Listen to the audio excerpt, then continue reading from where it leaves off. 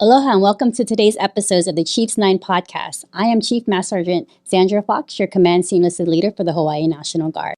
And I'm Jeff Hickman, Director of Public Affairs for the State of Hawaii DoD. The State of Hawaii DoD has a brand new podcast called Nakoa Exchange, Boots, Wings, and More. You can see the lovely logo behind me. But this particular podcast is a part of a series called the Chiefs 9. And so this is the first series under that title.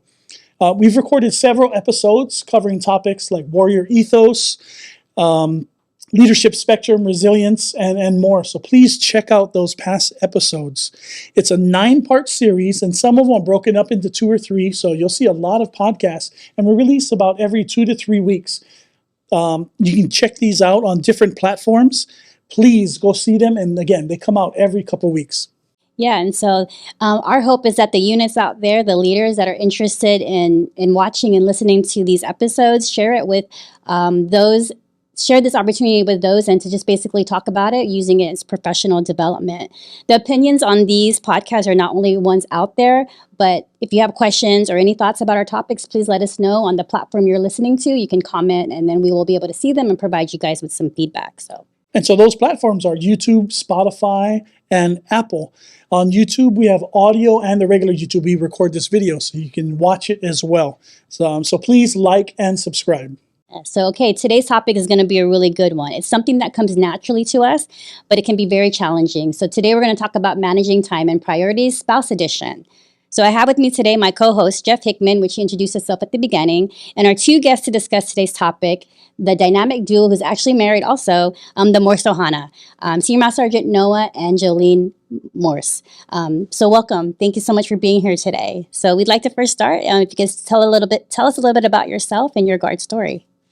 Yeah, hi. I'm Senior Master Sergeant Noah Morse. I'm married to my wife Joleen here. We have 3 daughters.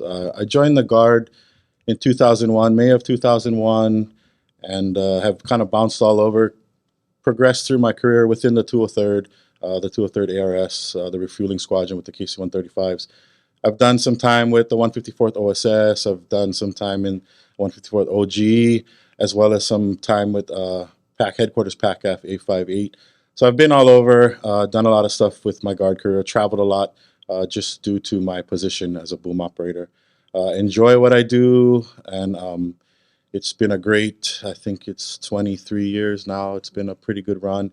Look forward to continuing on a little bit more and hopefully make an E9 someday and just keep pushing through. Okay, my name is Joleen, Senior Master Sergeant Joleen Morse, and yes, married to my husband, or we've been together for about 18 years, going on 19 soon here in November. I started my Guard career a month after Noah in 2001. I started off in the 154th Medical Group, and now I'm currently in the 204th Airlift Squadron as the operations superintendent. Do you have a fun fact?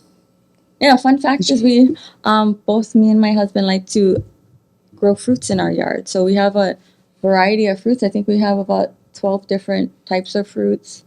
And, every time we see our hard work come to fruition, it's really, really exciting. Our kids get involved. My mom and dad really like to see our fruits as well. So we provide fruits for our neighbors and our family. What are some of the fruits that you guys grow? We have right now dragon fruit, sour sap, bananas. Bananas are a struggle. I think we're finally got some dragon fruit ripening. We have some other citrus fruit. I don't know, what is it, jabong or something? Yeah, a jabong. Like a jabong. And we got the papayas are starting to ripen. Some other citrus, I think they're lime. Some of them were there when we bought the place, and so we're just kind of watering, and it's like a guessing game to see what pops up. But the main ones we finally got going on are the dragon fruits are ripening, the sour sap. Papayas are doing well, and we're just really working on the bananas right now. It would be nice to get those going. Yeah, definitely. Well, thank you again for being here. So the topic today is time management and prioritization. And so is time management something that you think can be taught to someone? To a certain extent, I think, because it's going to differ from person to person. Like I was thinking about it earlier, my time management as a senior airman coming into the squadron with no kids, no wife, nothing going on, pretty much do whatever I want, right? So it's a lot easier to manage your time, I think, when you have less stuff going on, when you're younger coming in. Obviously, everyone's got different things going on. But to a certain extent, I believe like there's certain little things you can do that are taught that can help you with time management. It's gotten a lot rougher to manage time throughout the years. Obviously, the more stuff you get on your plate, the harder it is to manage it. So then you get married, and now there's that aspect of it. Then you have one kid. Okay, now there's then two, three, and so you have to kind of adapt to it as you go. I don't think there's any one way to teach time management. I think it's just you kind of sort of have to adapt to your situation. Yes, and so time management, I guess you learn over time, just like he said. With us, we had to work with our flying schedule, so we ended up through trial and error. Now we're on the Apple Calendar. That's how we sync up our appointments, our kids' appointments, our flying schedules, family vacations or family trips, like big important things in both of our immediate families. So that's how we learned. So through time, and so giving advice to younger airmen, it is communication. Communication is the key to success. Yeah, I think that's what we found. What works best so far is that Apple Calendar and having it synced up with everyone. Have everything in there so that, like, if I want to do something or I have something coming up, I can just look on the date and it'll say, Jolene's TDY or Allie's got a doctor's appointment or something. So, I mean, if you have it all in there, it's easy to, like, and you're trying to schedule something in the future, you see it, oh, okay, I can't do it. So that's the best process we found so far. That's a really good tool. Do you guys color code also, depending on your different family? No, I don't think that. Does it allow us to color code? I don't think we don't color I don't code. think we dig too deep into Yeah, that. you just put it on there. Put it on there. Yeah. That's good. It still takes a lot of discipline, though, because you have to Absolutely. input Yeah. everything. Yes. And you put the reminders in and all that kind of stuff too. So we try to do it immediately because we kind of have this game as whoever's TDY is in there first is the TDY that wins. That's the tiebreaker. Yeah. That's a Okay. tiebreaker, but if there is a higher priority mission, then we do have to talk about it, and then we build our schedules around it. Okay. Well, so they have a difficult one. They got two different units. A flying unit. Higher rank and fly. And so for you, Chief, how about you? What about is time management something that can be taught? And how is it for you? You just got to communicate. Like you said, be transparent with the support that you need. So my husband, fortunately, is retired. So he's stay-at-home dad. So it helps tremendously because my schedule becomes sort of the priority when it comes to work. But he has always the kids stuff, which I miss out on, because with the military job, you go where they tell you. But we do the same. We have an Apple Calendar also, and we'll share our calendars. And I'll tell him too, like, hey, I put this on the calendar. So then we go like kind of do like a calendar sync weekly. So like on Sundays, I'll go, this is what we have, this is what I have, especially if I'm going to be gone. And we just tag team, even with kids' announcements, like on their apps, like, hey, you have to bring juice boxes today, for example. We talk about it, who's going to pick that stuff up. So it's just constant communication. I'm a little bit old school. We have a calendar in the bathroom on the wall, and we write stuff up there, me and my wife, to kind of remind, take our daughter to the airport. She's flying back to college. It's this day, don't forget. Doctor's appointments go on there. But you guys are taking full advantage. So do you use the technology where it comes into your watch, phone, and your computers? Yeah, I know I have mine. So I have the Apple Watch. So like it'll pop up and it'll give me the reminders. So it's a little extra bonus. But I know it helps out a lot. Like I'll just be doing something. I can get caught up just in my own world doing something. And then I'll be like, boom, like, oh, I got this coming up in 20 minutes or something I totally forgot about. And so it helps me kind of regroup and go do what I got to do instead of just kind of totally forgetting it. Yeah. It was even not a challenge, but it was very complex to get you both here at the same time to do this today. So yeah, thanks for being here. Yes. With our flying schedules, our kids usually only have one parent home at each time. So we even have to communicate with teachers. So when teachers text now, or we can communicate through apps for all of our children's schools. So they know to text both of us or email both at the same time because one parent will definitely be there. Yeah. Oh, so technology really helps out. It's a great team dynamic there. So, so our next question is, what is time management and prioritizing important? And is one more important than the other? when it comes to time management or prioritizing, or is it the same in your guys' eyes? I think they work alongside each other. You have to set your priorities, kind of set your time management, right? You rank things in order that is most important to you or your mission or your family, and you manage your time accordingly. So as I got older, I do, always emphasize time is my currency, right? So if I spend some time with you, then I care about you, or I care about what is going on. I'm sorry, I'm getting so emotional, but I did do a speech in front of my leadership about time.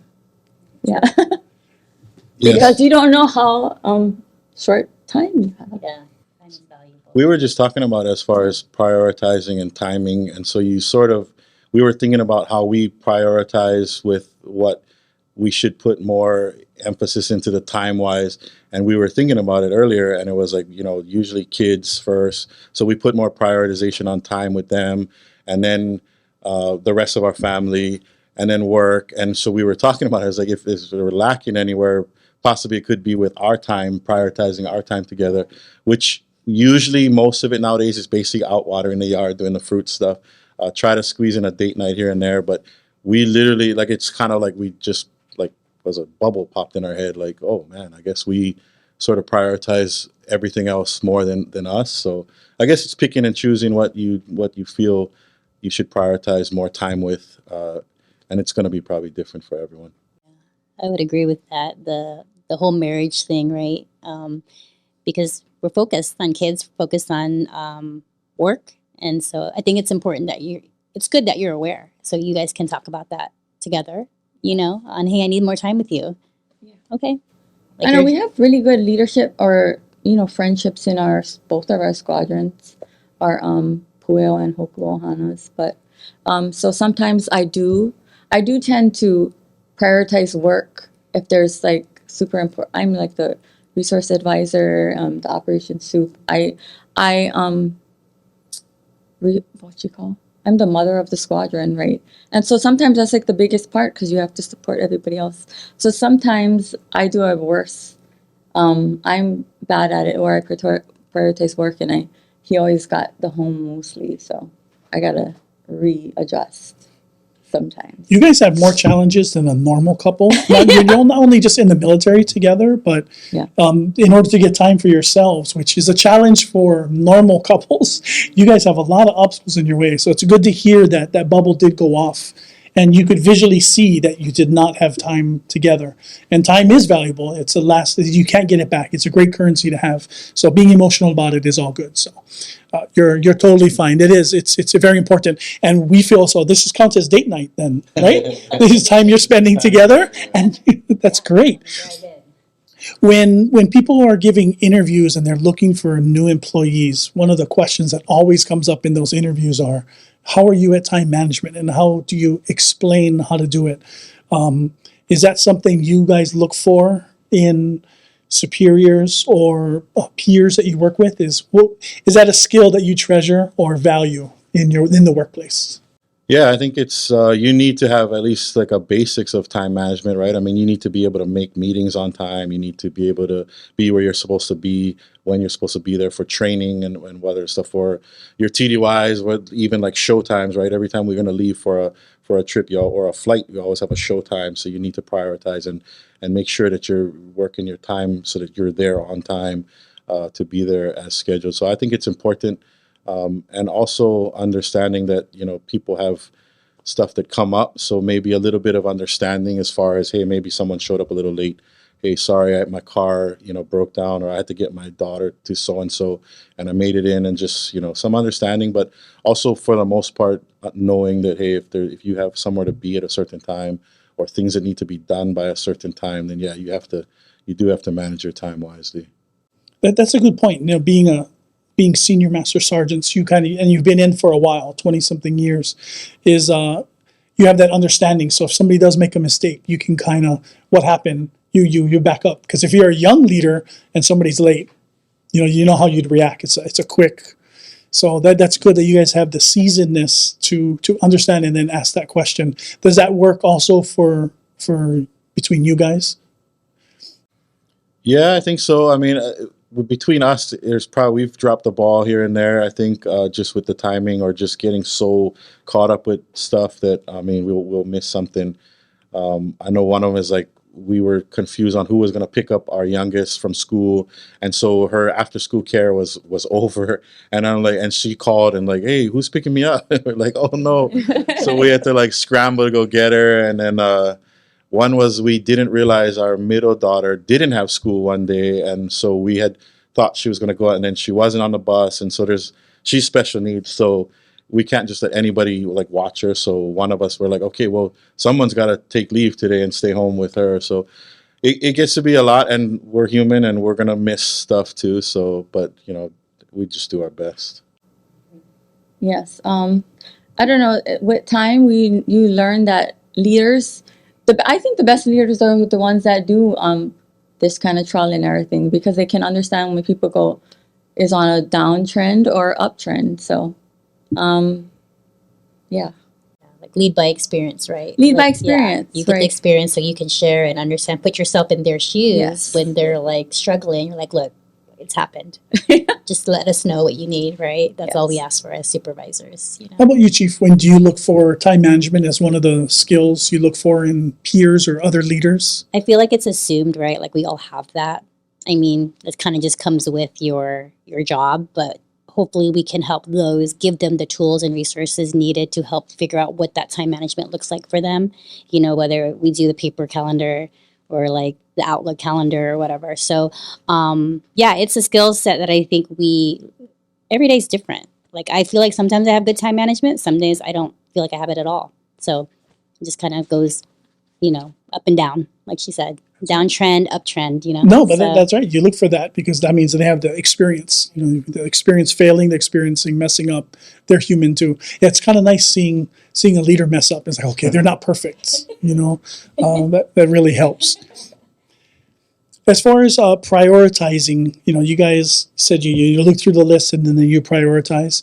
But is there something that you guys do in your career where you prioritize? Is it schools? Is it physical fitness? Is it mental training? What are some of your priorities that has helped you stay in the Air National Guard for so long? Yeah, I think it's a lot of that, the physical fitness aspect of it. I know there's always been a push to be fit and stay fit, and as you get older, it starts to be harder and harder. But you try to stay engaged in it, as well as the school. Like we're constantly being told, PME, right, professional military education stuff. That if you aspire to be promoted, you're going to need to do all these different schools and courses in order to be eligible to promote. I know one of the hardest things I had to do was I didn't do real well in high school, and struggled try to go to college a few times, but to make E8 they had changed it to where now you needed your CCF, basically like an associate's degree.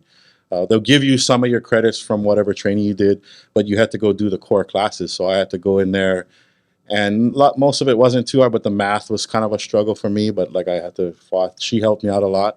So yeah, the school part of it and continuing to learn. There's a big push right now for continuing education, even as a E8, E9s. There's courses they continue to help build leaders, and so it's a continual learning. Schools, maybe not necessarily like college, but like professional military education stuff that's consistent, as well as physical fitness. So yeah, if you want to stay in for a long time and aspire to make rank and promote, there's a lot you got to kind of keep up with. Yeah, I feel the same way. Embrace learning new things and techniques. Or our job is changing all the time. There's always new ideas that come to mind, and then we're always adapting to the new airmen that come in. But I do to have a long career. You also both of us feel the same way. Our people, getting to know our guys is what I like to do. So I'm really Niele, you could say, but I know like everyone in his squadron and my squadron, and I always want to know everything about everybody. So I kind of, I value people, and I think that can make your career go up. yeah, absolutely. Building that community, right, of just like-minded people. And yeah, every day is a struggle. Like, what is your non-negotiables, right? Fitness. And PME is voluntary. Like you said, if you don't do your PME, you can't get promoted. But it's just part of the thing you have to check off at some point. So hopefully you make time to do that when it's important, So yeah, I think that's great advice that you have. Is there a priority or a time management thing that you guys do, civilian side, that helps? For fruit, growing the fruit, the timing, getting there before the bugs. You said kind of the pre-interview that you got to get there. So, is there anything you've learned from not just gardening that's kind of help apply toward anything else, or something you do at home that you've done at work, or something at work that now you use at home? Oh, we just talked about it. So we don't put any pesticides in our garden, right? So we have bugs. We have like a bug that wants some of our dragon fruit, but through like learning on YouTube and through other farmers like in our neighborhood, if bugs are on your fruit, then your fruit is good, right? If they're not, then you don't have a good fruit. So instead of putting a pesticide on it, just if there's a bug that gets to it earlier, just cut that portion off. So our last dragon fruit was perfect, but the one before that, half of it was eaten by birds. So we have a lot of pretty birds in our yard. So we just chopped half and ate the good half. So not everything is wasted because one little thing ruined the part of it, because the fruit is still. Yeah, I think the main thing, whether it's military, civilian, the prioritizing like your time is going to be different for everyone. You got to look at what you got going on in your life and what you find that you feel is more important, and then you decide from there how you're going to manage your time. But it's going to be different for everyone. I've seen it, and I know people value different things. So it's really just going to be, you got to look into what you feel like you want to prioritize, whether it's civilian or military, and then you make the moves to make that happen. Yeah, just do it, right? Yeah. Yeah. If you want that's important to you, then you make then time you do for it. You got to make it happen. Yeah. So we're going to wrap up with our last question. And so what advice do you have for our listeners out there on this topic of time management priorities, spouse edition, think about family dynamics, maybe something in the military civilian side? What would you tell our folks out there? I would say communication. Communication is key. Communication, you hear it all the time with spouses, but also with your leadership, whether it's enlisted or your officers, your commanders. If they don't know what you're going through, they can't help you, right? So communicate with your spouse. Hey, I'm struggling today. I'm tired. I didn't get good sleep. Can you maybe do this for me because I'm not working? Communicate with your leaders and let them know, hey, here's what I have in my family dynamics. And these are some struggles I'm going through. So I may need a little bit of your help or a little bit of leeway on your part to maybe give me let me come in a little later because I got this going on. Let me leave a little earlier because I have that going on. But I would say number one to anyone is just communicate. Just communicate to whoever it is. And don't be afraid if you're an airman going to talk to your lieutenant colonel, your commander, or your chief. I promise you through my career, I've never had a problem talking to or having a chief or a commander that couldn't sit there and talk to me and listen to my problems and work with me. It wasn't scary. It was, they want to help, but they can't help you if they don't know. Yeah, I think that we are lucky in our squadrons because we kind of work with each other for 20 years. So everybody around us already know our situation and we know everyone else's situation. So communication is number one. If there is a problem, we always got to remember, we always have to talk about if there is a problem, then we both have to tackle the problem, not each other, right? So that's a hard one sometimes, but with work or in work or at home, we always have to just remember that we tackle the problem and not each other. That's good. Yes. And also shout out to the 203rd and 204th leadership in your units for the support that they give you to help you get to where you're at today. Yeah. So thank you for sharing. Thank you so much. Yeah. Do you have any advice you'd like to give about time management? I mean, you're retired, but you're still working. I let people know that that's my weak point is organization and time management. And so I hire people and I work with people who that's their strength so they can help me. And I try to use every tool, like you said. I use the written calendar. I have the calendar on my phone as well and my computer, but it's a constant challenge for me. So it's a big thing. And when I go through the hiring process and their first week in the office, I remind them again, yeah, I hired you because you fill a need that so anytime you see, or we have a big calendar on the wall, please, help me get to a certain point so I get to the normal or average for time management and prioritization, because it's hard for us it doesn't come naturally. It sounds like you guys really gelled together, and you're lifting up, and so you're advanced in that area. So that's great. But the prioritizing, the communication, the units supporting you guys, Yeah, makes it a little bit easier to do. great story. Well, I'm glad that you're transparent about that being your weak point, because I do have to follow up with you sometimes. Yes, Yeah, you do. but that's Yes. okay. Thank you, Chief. We make it work. Thank We you make for it work. doing it. Oh, another thing that does help is honest feedback, like towards each other, to keep each other honest. Like, especially with time management, you can just say like, "Hey, you're really like," if we can come home and kind of, unbox everything that happened at work, and then we can give each other feedback, like, "Hey, maybe you should have done it this way," or maybe you're not managing your time correctly.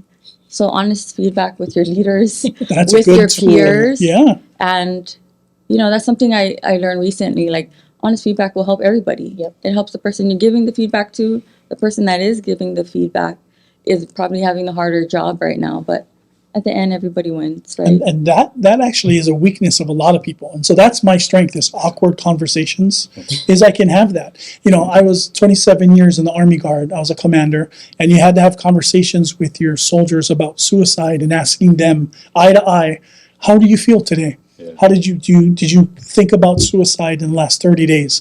And it was awkward at first. And it was a hard conversation, but after time, I had more confidence, and then the soldiers had more confidence. So that awkward conversation, or the feeling that young airmen can't go, you can. Mm-hmm. So please do. And that was great advice, and that's another good piece. Thank you for sharing that. Yep. Okay. I know we can pause, so thank you, Joleen and Noah, for being here today on our podcast, the Chiefs 9. Mahalo for discussing managing time and priorities, the spouse edition, and sharing your personal challenges with the topics as a married couple in the Hawaii Air National Guard, in 2 units, in flying units. So thank you for that. Mahalo to my co-host, Jeff, for always having my back, and to Andy, the guy behind the cameras. He's going to do all the music, too. So I'm Chief Fox. Thank you for joining us on our 5th episode of the Chiefs 9 series. Until next time, aloha. Bonus content. All right. We are lucky. We have some topics that we talked about in the pre-interview that we wanted to share and get out. And so we have bonus content for you guys today. So is it a fact or fiction that you are the shortest person probably in the Air Force Air Guard? Oh, that is very fact. To be an aircrew member, you have to be 5 feet 4 inches, and in 2005, I got a waiver to fly, and then they stopped the waiver process for all flyers. And just recently, through COVID, our command chief Uchimura started this new initiative to find out the results of the height stature in the Air Force, and he was at NGB at that time, so he pushed the initiative and we got $2 million of funding to restudy this. And then now they're going through the next few years. They're rediscovering that you can fly in different aircraft at all different heights. And I was the hidden gem because nobody knew that there was a 5 feet Loadmaster, in the C-17. But my aircraft is super user friendly because it's new, so everything is easy to move. And I can climb on the catwalks and jump up and do everything just as same as a 6-foot person. So how tall are you? I'm 5 feet. You're 5 feet, yeah. So 4 inches difference. That's good that they're doing a study to see if that even affects. So they used her too. They actually did, the study was out, they had her go out there and physically do these things that they're saying that if you're too short, you can't do. And so she went and proved them wrong. Like, here's how I do it. I can do it. Way to go. Great study, yeah. Because that just provides more inclusivity, It's a lot more opportunity for Yeah. people who didn't think they could do They it. could do it because they're short. Yep. So that's awesome. A short male and female, right? Height Yeah. regardless. Yeah. So, Yeah. shoot. Yeah. Okay. And then you also mentioned that recently you won an award.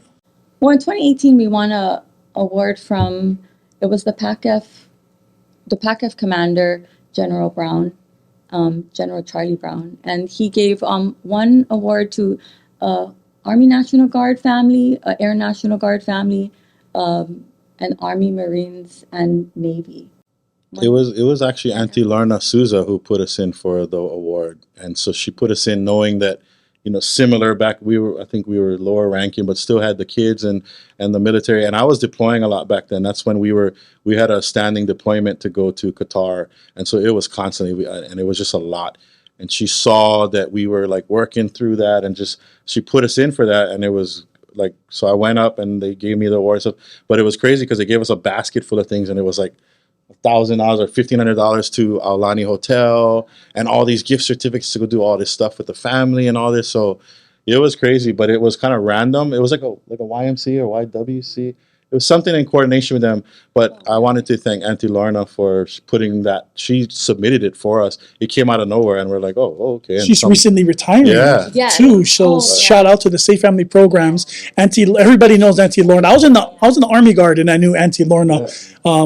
Great at organization and taking care of all the families, spouses of airmen in the Hawaii Air National Guard for years. So Auntie will be missed. Oh, so definitely. Good luck to you, and congratulations on your retirement. Yes, enjoy. And hopefully you can enjoy and take a break for yourself. So, have you had any height issues or restrictions? In your career? So my previous command team, General Harris, I feel like he's 6 foot tall. And then General Sills, right? So when we would be walking together, I would have to make sure that I'm not in elbow reach when they do their salute, because I've almost been taken out. They don't probably know this, so I'm sharing this now. But I'd have to just make sure, like, when they're saluting, I'm like kind of out the way. Because I've been almost elbowed quite a few times. And I think one time I was left in the back seat of the van. I guess they just didn't see me there. And so I'm like, hey, and they shut the door on me, and I'm like, hey, I'm still in here. And so, but yeah, I'm just kidding, General. Do you want to talk about it more? I'm okay. Good. Maybe good. that's not a height challenge, but more so like, yeah, I don't know. But it's all right. It's all right, General Sills. I forgive you. Right. Well, thank you for that. That's a great bonus section that we just completed there. Yes. All right, you want to give the outro? Bonus content.